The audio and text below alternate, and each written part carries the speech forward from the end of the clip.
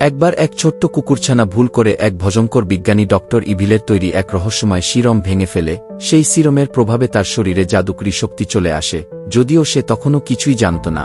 Doctor evil যখন তাকে বন্দী করতে চায়, সে লিফটে উঠে 100 মিটার মোটা স্টিলের দেয়াল পেরিয়ে পালিয়ে যায়। এরপর কুকুরছানা একা হয়ে পড়ে শহরের রাস্তায়, অনাহারে খাবারের খোঁজে ঘুরতে থাকে। হঠাৎ সে পড়ে যায় 3টি আগ্রাসী পথ কুকুরের এলাকায়। ভয়ে পালাতে গিয়ে ধাক্কা খায় এক গাড়ির সঙ্গে, কিন্তু আশ্চর্যজনকভাবে তার কিছুই হয় না।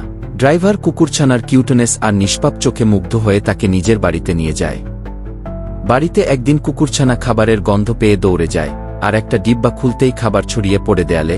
সে তা পরিষ্কার করার চেষ্টা করছে, তখনই আসে পোস্টম্যান। কুকুরছানা জানালায় গিয়ে ঘেউ ঘেউ করে, আর তাতেই জানালার কাচ আর পোস্টম্যানের চশমা চুরমার হয়ে যায়।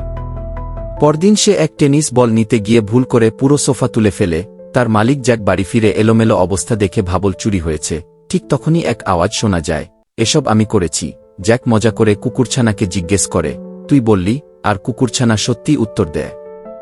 দুজনেই হতবাক, তারা একে অপরের ভাষা বুঝতে পারছে। এরপর জ্যাক কুকুরছানাকে তার বান্ধবী দেবীর সঙ্গে দেখা করাতে নিয়ে যায়। দেবীর সঙ্গে এনেছিলেন একটি ছোট্ট কুকুরি, আর কুকুরছানা তাকেই দেখেই প্রেমে পড়ে যায়। এরপর শুরু হয় কুকুরছানার নিজের সুপার পাওয়ার আবিষ্কারের যাত্রা। সে দেখতে পারে দূরের জিনিস, শুনতে পায় দূরের আওয়াজ, আর একসময় সে উড়তেও পারে।